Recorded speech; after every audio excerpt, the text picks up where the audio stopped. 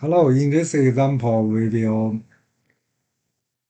change the color based on the other cell's value. Okay, so in my example, each user can take 3 exams. If both of the scores under 50, it failed. If at least one of the score greater than 50 is passed. Okay, so we also change the user's color to red, so the teacher will know which students failed. Okay, so we'll do this part first, and then we'll do the change color later. Okay, let's do that. So now we have the same data here. Let's check the first student's shell. And then we use a formula. So we need to enter, we use equal, and we will use an if formula. Open bracket. Then we will use and, open bracket, and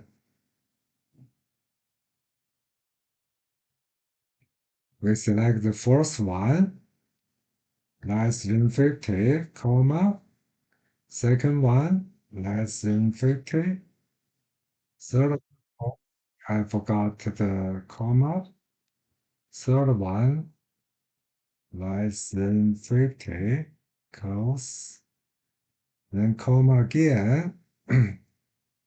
So if both of them under 50, we'll give it fail.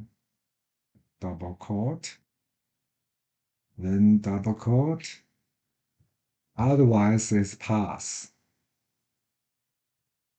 Double quote, close bracket, and press enter.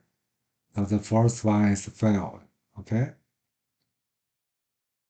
Then we click on the hold to drag. Okay, so now we have all the column here is correct. Okay. Then we copy our formula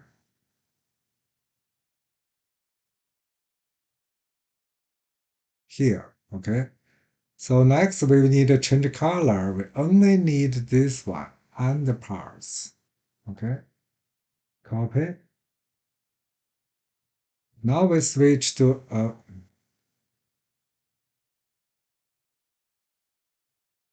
now we switch the first student's name. This time we are using conditional formatting. Then we create new rules. We will using the use formula to determine which cell to format. Then we using equal first, copy our and formula condition here. Then we click format, choose red color, click OK, click OK again. Now we can see the user one is red color.